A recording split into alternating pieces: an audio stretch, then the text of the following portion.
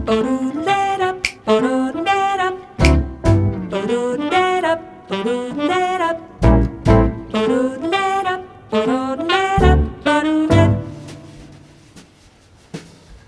smile, your kiss. Hello, it's currently 9 a.m. Tuesday. I just came back from my run.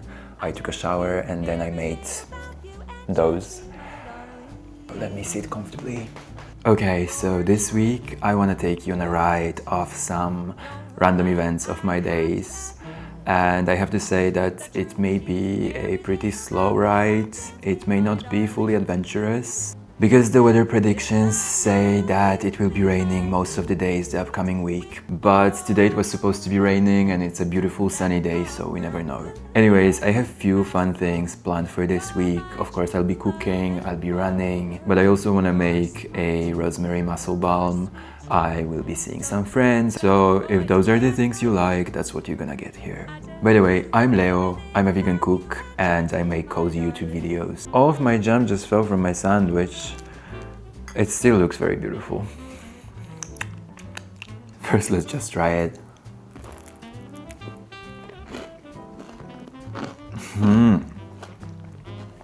It's tofu cream cheese with apricot jam, chili flakes, and some herbs from my balcony. It's salty, it's sweet, it's sour, it's spicy, it's basically everything. I love adding fruits to savory meals. What I also love is eating seasonally, following the seasons, cherishing what's ripe at the moment, like strawberries and apricots right now. The asparagus season is almost done, the rhubarb season is almost done, but there are also other things that start to bloom and appear on the open markets. Even though I love the abundance of summer and I love all the tomatoes and all the fruits, I think missing it in the winter actually makes it special. Of course, I don't eat 100% local and organic and seasonal. I still love my tofu, I still love my tempeh. I will eat an imported mango from time to time. But I think that overall I'm doing my best, and in my opinion it's the most important thing. So I'm gonna finish my toasts, I'm gonna read a little, and then I have work to do, and I'll see you later.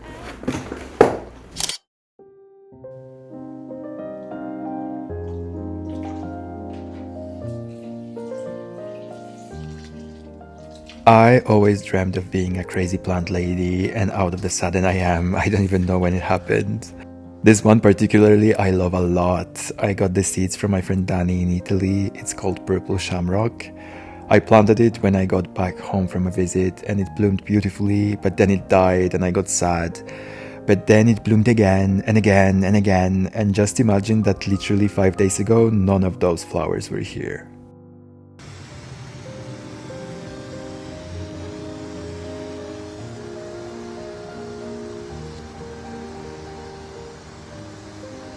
For the first time ever, me and my boyfriend, we planted salad, and to our surprise it's growing. It is so nice. I got really inspired by Little Forest, which is a movie about slow living and cooking. It follows Ichiko, a girl who returns to her small hometown after struggling with adapting to life in a big city, which I can really resonate with. Actually, first I watched the Korean remake, and I have to say that I liked it a bit more, mostly because all the food that was cooked in the remake was vegan, and it gave me so much encouragement and so much motivation to follow my gut, to follow the seasons, but mostly to just experiment, explore, and have fun in the kitchen. I remember vividly that after watching it for the first time, immediately I rushed to the kitchen and started cooking, and I made something like rice noodles and some spicy dipping sauce without any recipe, and I never recreated it after that, but it was amazing. Anyways, in the original film that I watched this week, at some point the main character goes to the forest and she realizes that cherries are falling from the trees and basically rotting on the ground, so she decides to make some marmalade. And I thought to myself, I go to the farmer's market every single week and I see piles on piles on piles of rhubarb, and I always tell myself, I still have time, I will buy it next week, I will make all the jam that I need for the winter and all that jazz. And then I never do it. And let me tell you, rhubarb is such a seasonal plant that basically in 2 weeks it will be gone for the entire year. So the time is now. Basically the time is always now, but this is a different conversation, and back to the topic, I'm making the jam, and when it's done, I want to eat a toast with it.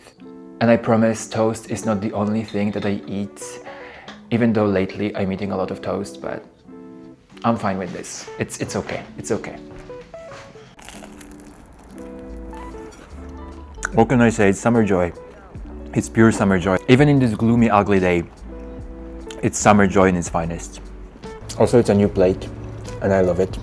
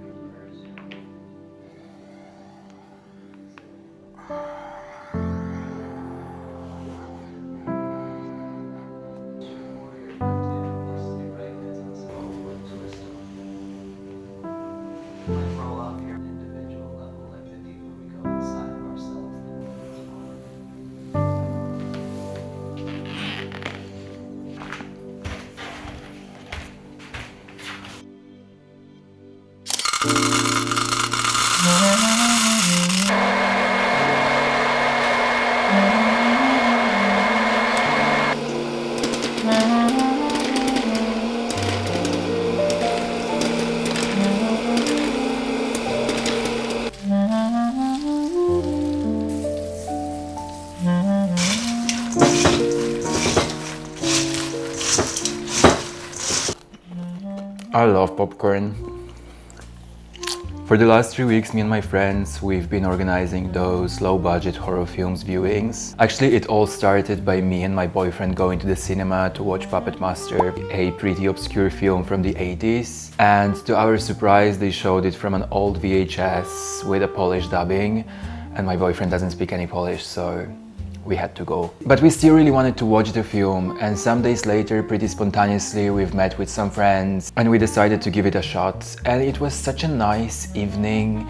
We are all huge horror fans. I think in general a lot of queer people are horror fans. And afterwards we said that it would be a very cool thing to make it a more regular thing, focusing on low-budget horror films, the movies that are so bad that it makes them great. And since then we're doing it, everyone is committed, and I think it brings all of us so much joy. Today we'll be watching something called Butcher, Baker, Nightmare Maker. So let's see. Can I ask a question? Please? Volume Yeah. How, like, if you see me, like, how gay do I look? Pretty gay. You're gay? Pretty much. The cameras! No teeth. I'm not. Oh, butch. Okay, girl. Yes. We've all been there. Did her hair get there? I am Chuck and I'm here to fuck.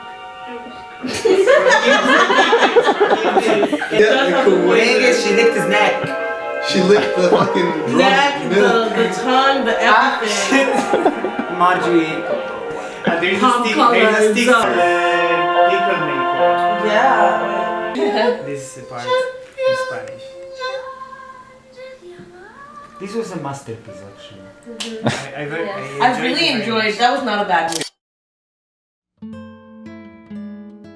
I finally made something that I wanted to make for a long time. Around 2 months ago, I made rosemary oil, basically by steeping dry rosemary in olive oil and letting it sink for 2 months. So it gives all the goodness into the oil. My idea was to be using it in the kitchen, but I was also quite curious about making my first mussel balm. And here it is. Rosemary is stimulating, it's warming, it's circulation boosting, but it's also a herb that was traditionally used to treat the cramps. So I think it's perfect for an after high intensity training ointment. I've decided to make my balm using candelilla, which is a fully plant-based wax widely used in vegan formulas.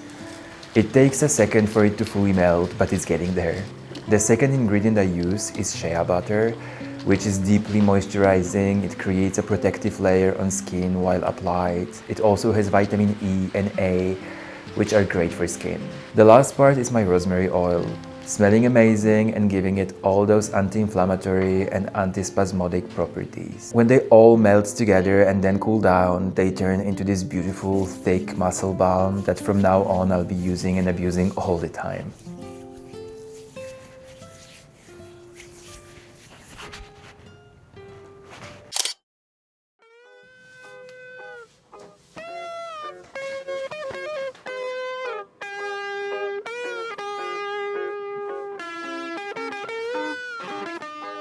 Okay, I'll be honest, because of this disgusting weather this week, I skipped few runs and few outings in general, but this is no more, okay? My relationship with running shifted throughout the years from avoidance to an actual appreciation. Running gives me release, okay? It really does. It can help with managing the anxiety. It reduces the stress, at least for the short term, and sometimes it's all you need. But most importantly, running for me is a moment when I completely turn off my head and it becomes like a movement meditation, basically. Yeah, with that being said, thank you for being here. Subscribe if you like the video, and I'm gonna leave the house now and try to run my 5K under 27 minutes, which is not a big deal in general, but today to me it is. So, let's go! I'm going on a long, long journey. I'm traveling towards the sun. I'm going on a long, long journey. Gotta find out where the sunshine's gone. Gotta find out where the sunshine's gone.